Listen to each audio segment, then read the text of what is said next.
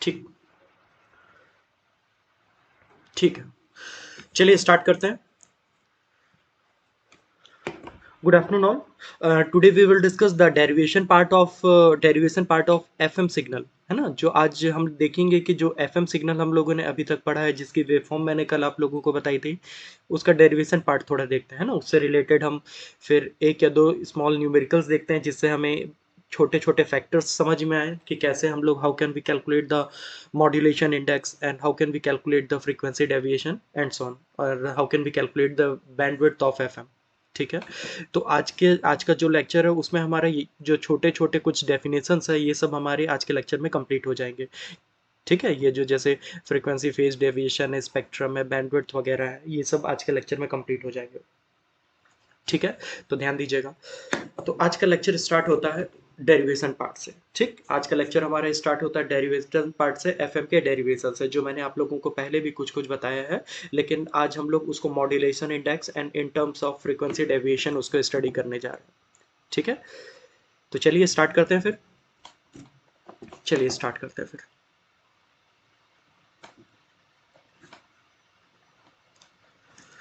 चलो,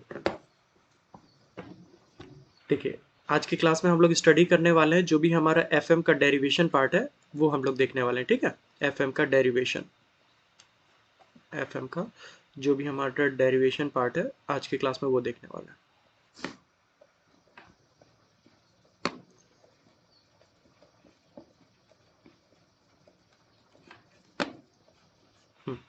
चलिए, जैसे मैंने आप लोगों को बताया था, जैसे हम लोगों ने प्रीवियस लेक्चर में देखा था कि the modulated signal that means FM signal, है ना। अभी अभी अगर इस यूनिट में हम लोग मॉड्यूलेशन की बात करेंगे तो मतलब हम लोग एफएम मॉड्यूलेशन की बात करेंगे। ठीक। तो कोई भी मैसेज सिग्नल को रिप्रेजेंट किया जाता है बेटा एमटी से, है ना, ऐसा मैंने बताया है। जो कैरियर सिग्नल होता है उसको रिप्रेजेंट किया जाता है सीटी से। और जब मैसेज सिग्नल और कैरियर सिग्नल को मॉड्यूलेट किया जाता है मॉड्यूलेटर में, तो उसके बाद हमें मिलता है एस टी। ठीक है। तो this s t is the modulated signal, this m t is the modulating signal and this CT is the carrier signal. And when we are discussing the FM chapter, then at the time this modulator is FM modulator. जब मैं amplitude modulation पढ़ रहा था, तब अगर मैं modulator की बात करता तो वहां पे हर जगह AM मॉड्यूलेटर होता है ना। लेकिन यहाँ पे जब भी मैं मॉड्यूलेटर बोलूंगा तो मॉड्यूलेटर मीन्स हम FM मॉड्यूलेटर की बात कर रहे हैं। ठीक है। तो एफएम डेरिवेशन कैसे किया जाता है, एफएम के डेरिवेशन में ये एसटी पार्ट कैसे आता है, ये सब हम लोग आज की क्लास में देखेंगे। And how modulation index effect the modulated signal and how bandwidth effect the modulated signal, ये सब हम लोग अभी लेक्चर में देखने जा रहे हैं। ठीक है। तो जो भी हमारा एफएम का जो भी मॉड्यूलेटेड सिग्नल होगा, जो एफएम का इक्वेशन होगा, उसको हम लोग एसटी से ही रिप्रेजेंट करेंगे, क्योंकि एसटी ही हमारा मॉड्यूलेटेड सिग्नल है। क्लियर बात है सभी को। ठीक है। तो जो भी हमारा एस टी है ना, जो हमारा एस टी है, जब इस यूनिट को मैंने फर्स्ट लेक्चर में स्टार्ट किया था, तब मैंने आप लोगों को बताया था कि इस एस टी को कैसे रिप्रेजेंट किया जाता है, ए सी। इस एस टी को कैसे रिप्रेजेंट किया जाता है बेटा, A C cos, A C cos of theta t, A C cos of theta t. ऐसे ही मैंने बताया था इस यूनिट में आप लोगों को कि जो भी मॉड्यूलेटेड सिग्नल होता है वो A C cos of theta t होता है। Because of this theta t, this modulated signal is also known as angle modulation, है ना। Because of this theta t, this this s t, this modulated signal is also known as angle modulation. बात समझ में आई। अब ये theta T मैंने आप लोगों को क्या बताया था, ये थीटा टी कैसा होता है बेटा, ये थीटा टी हमारा होता है 2 pi F C T plus phi, plus phi of t. ऐसा मैंने बताया था। This theta t consist to different parts, one consist the frequency and another one is the phase. ये जो हमारा पहला पार्ट होता है इसको हम लोग फ्रीक्वेंसी कहते हैं, और जो हमारा सेकंड पार्ट होता है बेटा, ये हमारा फेज पार्ट है ना। जो हमारा ये सेकंड वाला पार्ट है, this part is the phase part, this part is the phase part. ठीक है। और जो हमारा फर्स्ट पार्ट है बेटा, ये हमारा फ्रीक्वेंसी पार्ट है। तो जब हम लोग जब हम लोग फ्रीक्वेंसी मॉड्यूलेशन पढ़ेंगे तो हम फ्रीक्वेंसी मॉड्यूलेशन की डेफिनेशन क्या होती है, इन विच फ्रीक्वेंसी वेरीज, है ना, दैट मीन्स ये वाला टर्म वेरी होगा, तो अगर ये वाला टर्म वेरी होगा तो डेफिनेटली ये थीटा टी भी वेरी होगा, है ना। लेकिन फ्रीक्वेंसी मॉड्यूलेशन की डेफिनेशन क्या होती है, in which only frequency varies according to modulating signal, है ना, and at that time phase and amplitude are constant. So because phase is constant, because phase is constant, तो हम क्योंकि ये फेस कांस्टेंट है इसलिए हम इसको नेग्लेक्ट कर सकते हैं। सभी को बात समझ में आ रही है क्या मैं बोल रहा हूँ, है ना। तो जो भी हमारा मॉड्यूलेटेड सिग्नल का इक्वेशन होगा वो कैसा कैसा हमें दिखेगा, ध्यान देना, वो हमें कैसा दिखेगा, ए सी कॉस ऑफ, ध्यान दीजिए सभी, ध्यान दीजिएगा यहाँ तक, ए सी कॉस ऑफ 2 पाई, यहां तक सभी को क्लियर है। अब यहाँ पे अंदर में ध्यान दीजिएगा, ये जो हमारा एस टी मॉड्यूलेटेड पार्ट है, जो एफ एम मॉड्यूलेशन का जो इक्वेशन है, इसी को हम यहाँ पे डिराइव करने की कोशिश कर रहे हैं, ध्यान दीजिएगा। अब ये जो पीछे वाला जो भी हमारा फेस वाला जो टर्म था वो तो कैंसिल हो गया, because in frequency modulation face is constant, तो इसका तो कोई एग्जिस्टेंस ही नहीं है, इसको रखने का मुझे कोई इसको सर रखने का कोई मतलब भी नहीं है, तो सिर्फ और सिर्फ फर्स्ट टर्म की तरफ देखेंगे। अब हम अकॉर्डिंग टू फ्रीक्वेंसी मॉड्यूलेशन क्या होता है, ये हमारा फ्रीक्वेंसी की वैल्यू वेरी होती है ना।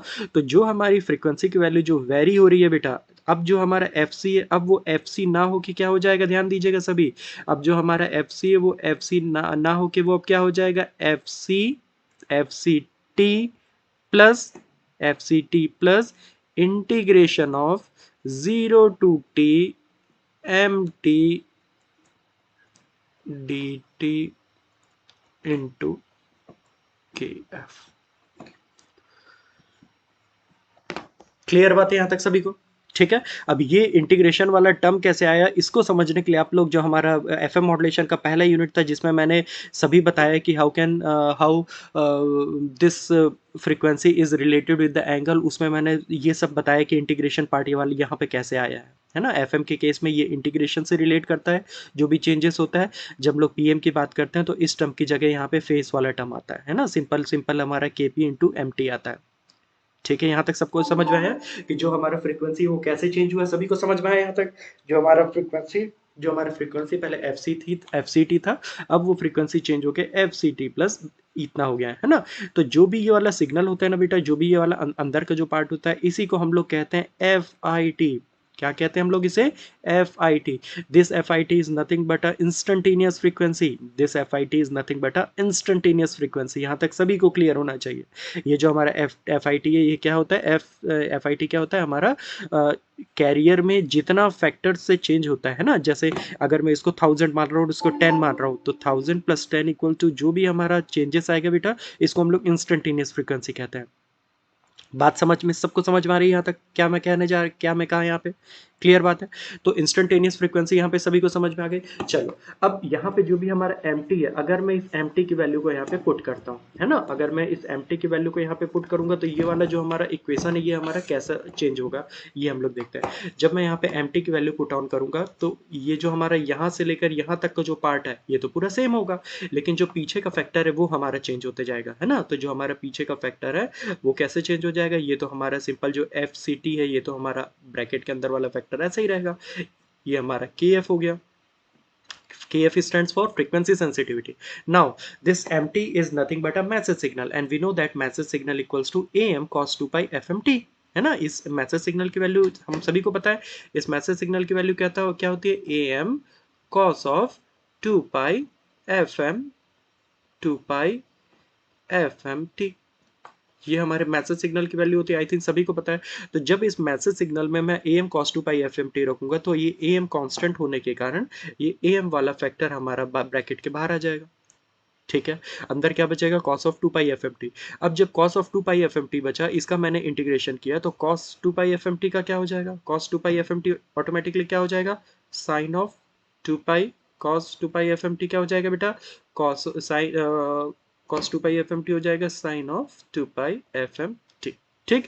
अब cos का साइन हो गया, अब ये 2 पाई FMT का क्या हो जाएगा, क्योंकि इसका भी तो इंटीग्रेशन करना होगा, तो ये हमारा एज ए कांस्टेंट ये हमारा बाहर आ जाएगा, तो यहाँ पे मैं लिखूंगा 2 पाई FM, है ना। 2 पाई FMT का जब हमने इंटीग्रेशन किया तो 1/2 पाई FM ब्रैकेट के बाहर आ गया। क्लियर बात है, एज अ कांस्टेंट टर्म बाहर आ गया। ठीक है, तो ब्रैकेट के अंदर मुझे इतना टर्म मिला और यहाँ पे हमारा क्या है पहले से, यहाँ पे हमारा ये वाला जो 2p है ये है, और सामने क्या फैक्टर है हमारा ए सी, और यहाँ पे क्या फैक्टर है मेरा ए सी, और यहाँ पे है हमारा ए सी कॉस, और यहाँ पे मैंने मेंशन कर दिया है ये है हमारा एस टी। क्लियर है, सभी को यहाँ तक समझ में आया?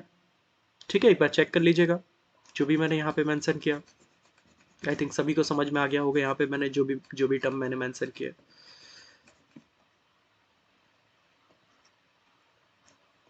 ठीक है, अब जब हम इस ब्रैकेट को ओपन करेंगे, जब इस ब्रैकेट को ओपन करेंगे तो ये जो 2 पाई है वो इसके साथ मल्टीप्लिकेशन में आएगा, लेकिन ये 2 पाई और ये 2 पाई आपस में कैंसल आउट हो जाएंगे, तो हमारा ये एस टी का इक्वेशन क्या हो जाएगा, this s t will be this s t will be this s t will be A C cos of, ये वाला टर्म हो जाएगा सामने हमारा, पहले हो जाएगा 2 pi F C T 2 pi F C t, ये 2 पाई और ये 2 पाई आपस में कैंसिल आउट हो जाएंगे, है ना, ये 2 पाई आपस में कैंसिल आउट हो जाएंगे, तो 2 पाई आपस में कैंसिल आउट हो गए, तो मुझे क्या मिला यहाँ पे मुझे मिल जाएगा k F into A m, k F into A m divide by f M.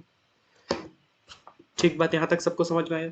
और जो अंदर जो इसके साथ में मल्टीप्लिकेशन फैक्टर है वो हमने मेंशन कर दिया, तो ये क्या हो जाएगा, sine of 2 pi sine of 2 pi F M t. Clear बात, सबको समझ में आ रहा है यहाँ तक कैसे ये चेंज हो रहा है? ठीक है,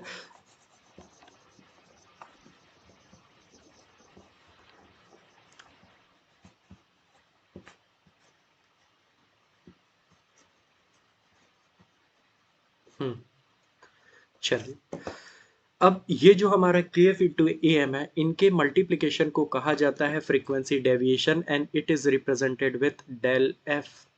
ठीक है, ये जो मल्टीप्लिकेशन फैक्टर मैंने ऊपर में मेंशन किया है k F into A m, this multiplication factor is known as frequency deviation, and it is represented as del f, है ना।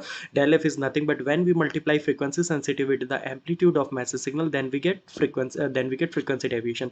तो कई बार कुछ ऐसे क्वेश्चन जनरेट होते हैं कॉम्पिटिटिव एग्जाम में कि अगर हम किसी भी मॉड्यूलेटिंग सिग्नल की फ्रीक्वेंसी को ट्वाइस कर दें, उसकी फ्रीक्वेंसी को हाफ कर दें, तो हमारे डेविएशन में कितना चेंजेस आएगा।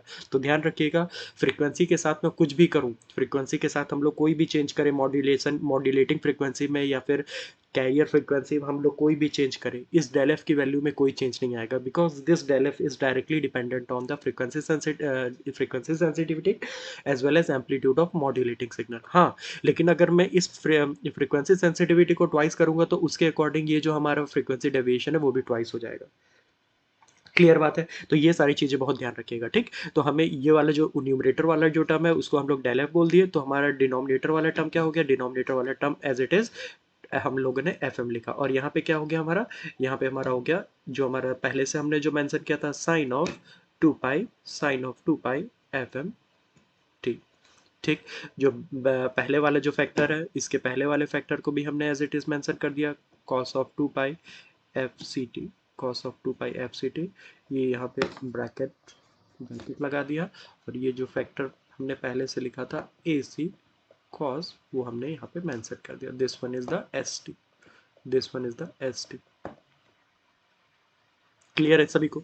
अब जो ये वाला फैक्टर मिला है मुझे, del F upon F m, ध्यान दीजिए सभी, del F upon F m वाला जो फैक्टर मिला है मुझे, this factor is known as beta, this del f upon fm is known as beta, and this beta is very important when we are discussing the frequency modulation. This beta is known as the modulation index of fm. This beta is known as modulation index in the case of F M, है ना। कुछ books में इस beta को M of F से भी represent किया गया है ना, तो ध्यान रखिएगा, एम ऑफ एफ मतलब भी होता है हमारा modulation index in the case of F M, और it is represented as beta, ध्यान रहेगा। नाउ आप क्या कह सकते हैं, this modulation index in case of frequency modulation is the ratio of frequency deviation with the frequency of modulating signal. ठीक है, अब इसमें कैसे क्वेश्चन जनरेट हो सकते हैं, अब अगर ऐसा बोला पूछा जाएगा आपको कि सपोज मैंने मॉड्यूलेटिंग सिग्नल के एम्पलीट्यूड को ट्वाइस कर दिया, मॉड्यूलेटिंग सिग्नल की फ्रिक्वेंसी को हाफ कर दिया, तब क्या फ्रिक्वेंसी डेवी तब क्या मॉड्यूलेशन इंडेक्स में चेंज आएगा, है ना। तो आपको ये ध्यान रखना पड़ेगा कि आप जानते हैं कि this beta is the del f upon fm, this beta is del f upon fm, or this del f is the kf into am, this del f is the kf into am divided by f। Clear है। तो अगर इस A M को मैं 2am कर दूं, इस A M को मैं 2am कर दूं, और इस एफ एम को अगर मैं हाफ कर दूं और इसको मैं सॉल्व करूं, तो ये जो हमारा 2 है न्यूमरेटर में चले जाएगा, तो डेफिनेटली जो हमारा ओवरऑल जो हमारा मॉड्यूलेशन इंडेक्स है वो 4 टाइम्स इंक्रीज हो जाएगा। ठीक है। तो ये सारे फैक्टर्स बेटा बहुत ध्यान रखिएगा, ये कई बार एग्जाम से पूछे जाते हैं, इससे रिलेटेड कुछ न्यूमेरिकल्स भी जनरेट होता है। ठीक, तो मुझे जो समझाना था आप लोगों को शायद यहाँ पे समझ में आ गया होगा कि कैसे हम लोग इसके इक्वेशन को कैलकुलेट करते हैं और एफएम का इक्वेशन कैसा होता है। ठीक है, यहाँ तक सबको समझ में आया।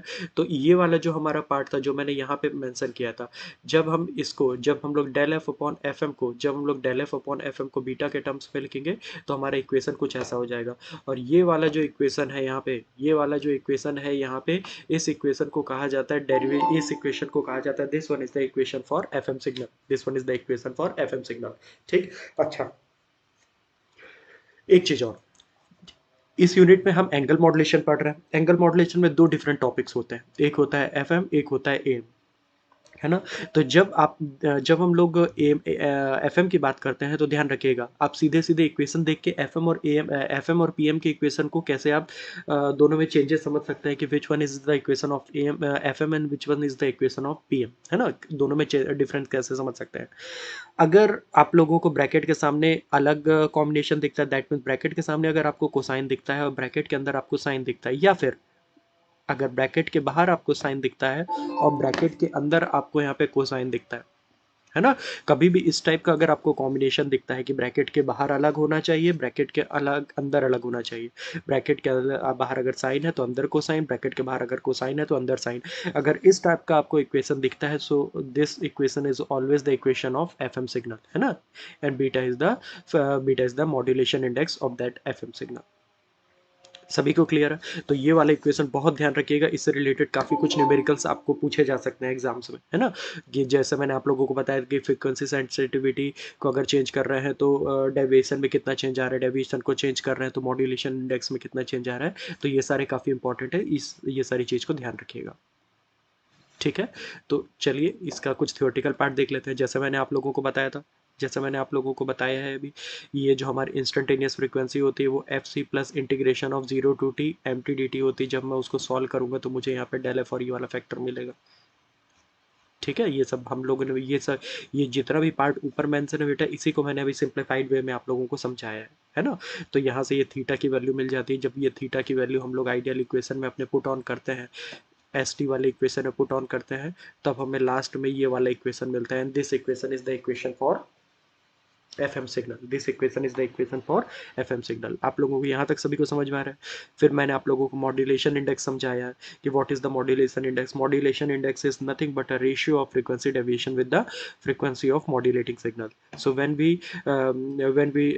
are taking ratio of del f and fm, then we will get the value of beta, and beta is the modulation index. ध्यान रहेगा।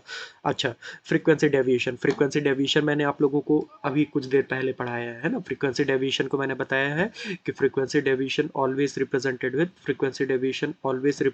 With del of F, frequency deviation always represented with del of F. अभी थोड़ी देर पहले मैंने बताया इसकी value कितनी होती है, के एफ इंटू, क्या बताया था मैंने, के एफ इंटू ए एम। यही मैंने बताया था डेल एफ की वैल्यू। अगर मुझे इसी को दूसरे फॉर्मेट पे लिखना है तो मैं इसी को दूसरे और फॉर्म में कैसे लिख सकता हूँ, K F into M T का मॉड, है ना। Now what is the mean of mod. जैसे आप लोग यहाँ पे एम टी की वैल्यू पुट ऑन करेंगे, एम टी इक्वल टू होता है A M cos two pi F M T, है ना। तो इसका मॉड मतलब आप लोगों को ऑलवेज पॉजिटिव साइड, आप लोगों को ऑलवेज एम्पलीट्यूड कंसीडर करना है इस एम टी का। तो इसको आप लोग इन टर्म्स ऑफ मॉड भी मेंशन कर सकते हैं, या डायरेक्ट आप लोग यहाँ पे अगर ए एम भी लिखते हैं तब भी वो हमारा फ्रीक्वेंसी डेविएशन ही होगा। ध्यान रहेगा सबको यहाँ पर। अब अगर आप लोगों को, अच्छा ये फ्रीक्वेंसी डेविएशन होता भी क्या है, जो भी मैंने, ये तो आप लोगों को मैथमेटिकली समझ में आ गया। फ्रीक्वेंसी डेविएशन होता क्या है ये भी आप लोगों को मैंने समझाया था कि सपोज मेरी कैरियर फ्रीक्वेंसी की वैल्यू है बेटा मेरी 100, है ना। कैरियर फ्रीक्वेंसी की वैल्यू है मेरी 100 हर्ट्स, है ना। और जैसे जैसे हमारा मैसेज सिग्नल चेंज होता है वैसे वैसे इस कैरियर सिग्नल की वैल्यू भी चेंज होते जाती है। तो अगर ये चेंज होकर अपनी मैक्सिमम ये गेन करती है 107 हर्ट्ज, है ना, और ये मिनिमम कहाँ तक पहुंच जाती है, और मिनिमम ये कहाँ तक पहुंचती है, ये मिनिमम पहुंचती है 93 हर्ट्ज, है ना। तो आप देखेंगे कि इस कैरियर में आप देखेंगे कि इस कैरियर में कितना चेंज आ रहा है। इस कैरियर में पॉजिटिव साइड 7 चेंज आ रहा है, नेगेटिव साइड चेंज आ रहा है। तो जितना मैक्सिमम चेंज आता है बेटा, उस चेंज को ही फ्रीक्वेंसी डेविएशन कहा जाता है ना। अगर मैं आप लोगों से पूछता हूँ मैक्सिमम फ्रीक्वेंसी डेविएशन, तो मैक्सिमम फ्रीक्वेंसी डेविएशन होगा +7 हर्ट्ज। अगर मैं आप लोगों से मिनिमम फ्रीक्वेंसी डेविएशन पूछता हूँ, तो मिनिमम फ्रीक्वेंसी डेविएशन होता है -7 हर्ट्ज।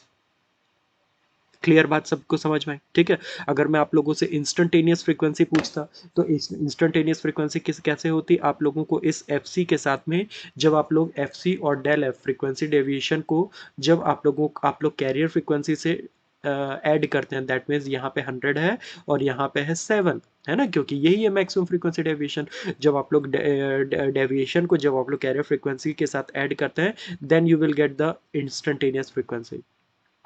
बात सभी को क्लियर होनी चाहिए। ये छोटे छोटे टर्म्स है लेकिन बहुत इंपॉर्टेंट है ये सारे टर्म्स, ठीक है। ध्यान रखिएगा ये सारी चीज़ों को जो मैंने अभी एक्सप्लेन किया आप लोगों को, ठीक है। यहाँ तक सभी को क्लियर है, ठीक है। आई थिंक यहाँ तक सभी को समझ में आ रहा होगा कि मैं क्या एक्सप्लेन कर रहा हूँ, ठीक।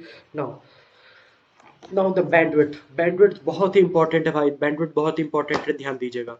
मैंने आप according to the definition of frequency modulation, we know that in frequency modulation, frequency of carrier signal changes according to instantaneous value of modulating signal. It means that जैसे जैसे हमारा मॉड्यूलेटिंग सिग्नल में चेंजेस आते जाएंगे, उसके according हमारे carrier signal की frequency में भी चेंज आते जाएंगे, है ना। अब क्योंकि कैरियर सिग्नल की फ्रीक्वेंसी में लगातार चेंज आ रहा है, ध्यान रखिए भाई सभी, क्योंकि कैरियर सिग्नल की फ्रीक्वेंसी में लगातार चेंज आ रहा है, तो कैरियर सिग्नल कभी तो बहुत ही ज़्यादा एक्सपांड हो जाएगा, कभी बहुत ही ज़्यादा कंप्रेस हो जाएगी कैरियर फ्रीक्वेंसी, कभी बहुत ही ज़्यादा कंप्रेस हो जाएगी, फिर बहुत ही ज़्यादा एक्सपांड हो जाएगी, फिर बहुत ही ज़्यादा एक्सपांड हो जाएगी, ठीक है। तो जब इस टाइप का जो हमारा फ्रीक्वेंसी होती है, इस टाइप का सिग्नल होता है, जब हम लोग इसका फ्रीक्वेंसी डोमेन में जब इसका स्पेक्ट्रम बनाते हैं ना बेटा, जब हम लोग इसका फ्रीक्वेंसी डोमेन में स्पेक्ट्रम बनाते हैं, तो इसमें बहुत सारे अपर साइड बैंड आते हैं, बहुत सारे लोअर साइड बैंड आते हैं, है ना। इसमें हाईएस्ट फ्रीक्वेंसी भी आएगी बहुत सारी, है ना। हर एक जैसे जैसे हम लोग ज़्यादा से ज़्यादा अपने ज़्यादा से ज़्यादा प्रिसाइजनेस की तरफ जाएंगे, वैसे वैसे हमको ज़्यादा अपर साइड बैंड फ्रीक्वेंसीज मिलते जाएंगे। वैसे वैसे अगर मैं ज़्यादा प्रिसाइजनेस की तरफ ज़्यादा प्रिसाइज वैल्यू गेन करने के लिए नेगेटिव साइड जाऊँगा या एफ सी से कम आऊँगा, तो वैसे मुझे बहुत सारे एल एस बी भी मिलेंगे। इट मीन्स दैट जो भी हमारे एफ एम में जो हमारी फ्रीक्वेंसी होती है ना बेटा, वो जीरो से लेकर प्लस इनफाइनाइट तक कंटिन्यूस चेंज होते रहती है। समझ में आया ऐसा क्यों हुआ? ऐसा इसलिए मैं कह रहा हूँ क्योंकि जो हमारा फ्रीक्वेंसी मॉड्यूलेशन होता है उसमें बहुत सारे साइड बैंड्स होते हैं, है ना, उसमें बहुत सारे साइड बैंड्स होते हैं। Because infinite number of side band there is the infinite number of side band there is various USBs and LSB. और हम जानते हैं कि how can we calculate bandwidth, bandwidth is nothing but a difference between upper sideband frequency and the lower sideband frequency, upper sideband frequency and the lower sideband frequency। अब मैं अगर आपको कह रहा हूँ कि इनफाइनाइट नंबर ऑफ इसकी frequency side bands होते हैं, that means upper side band हमारा इनफाइनाइट फ्रीक्वेंसी ही होगी, अपर साइड बैंड की फ्रीक्वेंसी इनफाइनाइट ही होगी, और लोअर साइड बैंड की फ्रीक्वेंसी हमने जीरो कर दिया। तो अपर साइड बैंड और लोअर साइड बैंड की फ्रीक्वेंसी को जब हम माइनस करते हैं तभी तो हमें बैंडविड्थ मिलता है। तो बैंडविड्थ क्या हो जाएगी हमारी? बैंडविड्थ हो जाएगी इनफाइनाइट। ये बहुत ही इंपॉर्टेंट पार्ट है, ये बहुत ही इंपॉर्टेंट पार्ट है हमारे एफएम के केस में, ध्यान रखिएगा। जैसे हम लोग जब एएम पढ़ रहे थे तो एएम की बैंडविड्थ कितनी होती थी? एएम की बैंडविड्थ होती थी 2 एफएम। जब हम लोग एसएसबी पे ये पढ़े थे, जब लोग एसएसबी स्टडी किए थे, तो एसएसबी की बैंडविड्थ कितनी होती थी? एफएम। लेकिन जब लोग एफएम की बैंडविड्थ स्टडी कर रहे हैं तो एफएम की बैंडविड्थ होती है infinite, because of this infinite number of side bands. बाद में समझ में आया, यहाँ तक सबको समझ में आया, ठीक है। लेकिन एक मैथमेटिशियन थे, उन्होंने इसकी वैल्यू को कैलकुलेट किया। उन्होंने कुछ सफिशियंट साइड बैंड्स को ही उन्होंने कंसीडर किया जिनका पावर एक लिमिट से ज़्यादा था, है ना।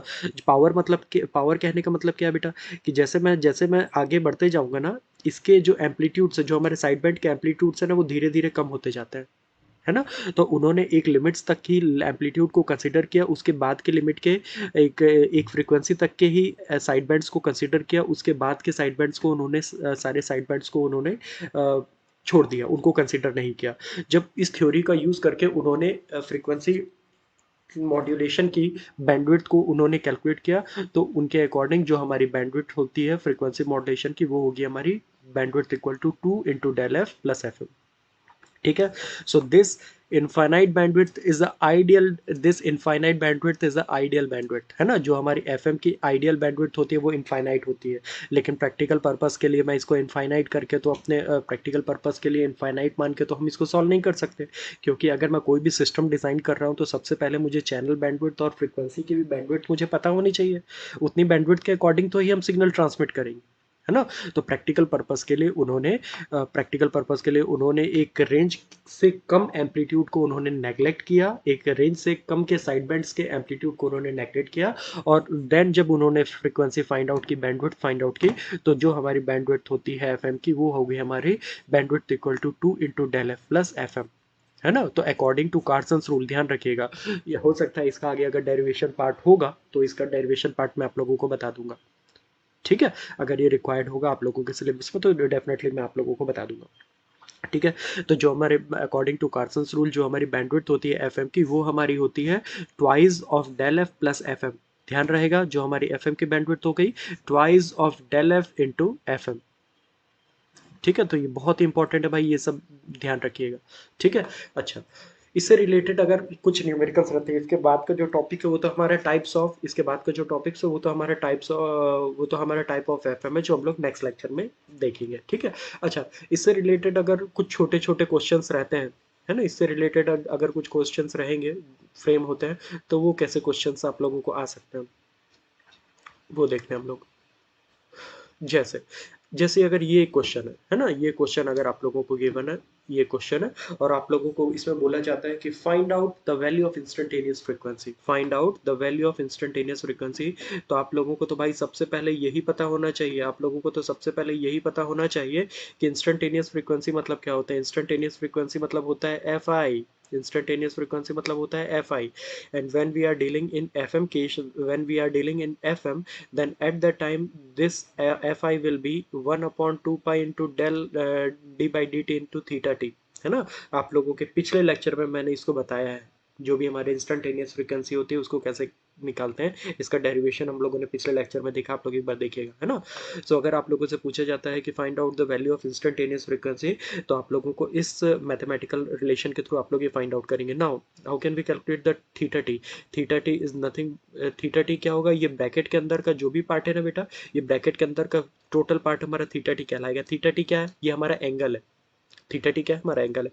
कॉस के साथ में जितना पार्ट होता है बेटा उसको हम लोग एंगल कहते हैं, है ना। तो जब हम लोग एंगल को डिफ्रेंशिएट करेंगे विथ रिस्पेक्ट टू टी, जब हम लोग डिफ्रेंशिएट करेंगे, जैसे आप लोगों को यहाँ पे दिख रहा होगा, जैसे आप लोगों को यहाँ पे दिख रहा होगा कि जब हम लोग इसको डिफ्रेंशिएट किया, जब हम लोग इसको डिफ्रेंशिएट किए, तब हमें क्या मिला, ये D by D T ten of pi T, क्योंकि ये वाले फैक्टर को हमने ब्रैकेट के अंदर लाया है ना। जब हम लोग इसको डिफ्रेंशिएट किए, then we will get the value of F I T, है ना। तब हमें इस एफ आई टी की वैल्यू यहाँ से मिल जाएगी।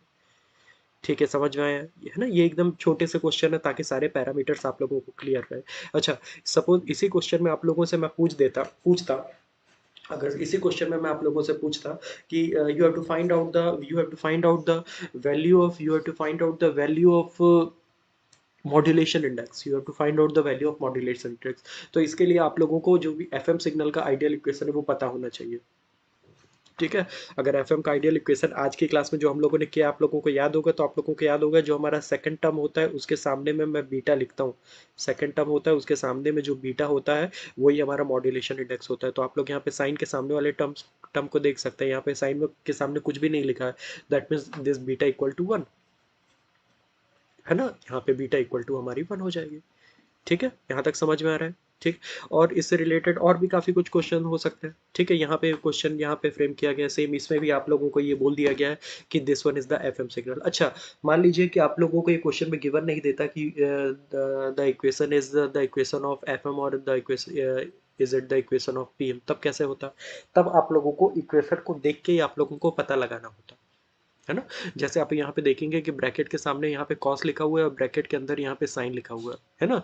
ब्रैकेट के बाहर अगर कॉस लिखा हुआ है, ब्रैकेट के अंदर ये साइन लिखा हुआ है, तो this one is the equation of FM. आपको इस टर्म की कोई जरूरत नहीं है, कि ये FM है कि ये PM है। आप सिर्फ देख के ये आइडेंटिफाई कर सकते हैं। क्लियर बात है। अगर ये PM का इक्वेशन होता तो यहाँ पे अगर कोसाइन होता तो अंदर भी कोसाइन होता, यहाँ पे अगर साइन होता तो अंदर भी ये साइन होता।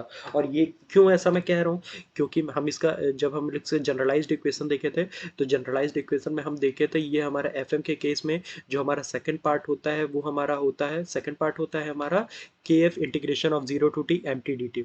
तो दैट मीन्स जो सेकंड टर्म होता है उसको हमको इंटीग्रेट करना पड़ता है। तो जब हम कॉस को इंटीग्रेट करेंगे तो श्योरली हम जब कॉस को इंटीग्रेट करेंगे तो यही वाला टर्म तो हमें मिलेगा। क्लियर है, सबको समझ में आ रहा है यहाँ तक? ठीक है, तो ये काफ़ी इंपॉर्टेंट है। अच्छा, इससे रिलेटेड अगर आप लोगों को बोला जाएगा यहाँ पे find out the modulation index, तो सिंपल साइन के सामने जो पार्ट है 1 इज द मॉड्यूलेशन इंडेक्स। यहाँ पे थोड़ा सा मिसिंग है ना, यहाँ पे ये 2 नहीं है, यहाँ पे ये 2πt है ना, यहाँ पे ये 2 नहीं है, यहाँ पे ये होगा 2πt। ठीक है, तो इस इक्वेशन जो ब्रैकेट के अंदर वाला जो टर्म है इसको आप लोग थीटा मान लीजिए, जैसे यहाँ पे माना गया है, इसको डिफरेंशिएट किए with respect to T, and when you differentiate this theta T with respect to T, then you will get the value of FIT, then you will get the value of FIT। और यही आप लोगों को इस question में find out करना था, है ना। FIT क्या होता है? FIT हमारे फ्रीक्वेंसी में चेंजेस होता है, कैरियर फ्रीक्वेंसी में चेंजेस होता है, मतलब कैरियर फ्रीक्वेंसी जिस मैक्सिमम स्टेज तक पहुंच जाती है उसको हम लोग FIT कहते हैं, है ना। कैरियर फ्रीक्वेंसी में जितना मैक्सिमम चेंज होता है ना, जितना मैक्सिमम चेंज होने के बाद वो जिस मैक्सिमम फ्रीक्वेंसी तक या जिस मिनिमम फ्रीक्वेंसी तक पहुंचती है, ठीक है, तो वो हमारा इंस्टेंटेनियस फ्रीक्वेंसी कहलाती है। और जितना चेंजेस होता है, सारे टर्म्स क्लियर रखो बेटा, सारे टर्म्स क्लियर रखिए। मैं आप लोगों को एग्जाम्पल के थ्रू ऐसे एक न्यूमेरिकल वैल्यू के थ्रू बताता हूँ। ये है कैरियर 100, ये है डेविएशन 7, तो ये है इंस्टेंटेनियस फ्रीक्वेंसी 107, है ना।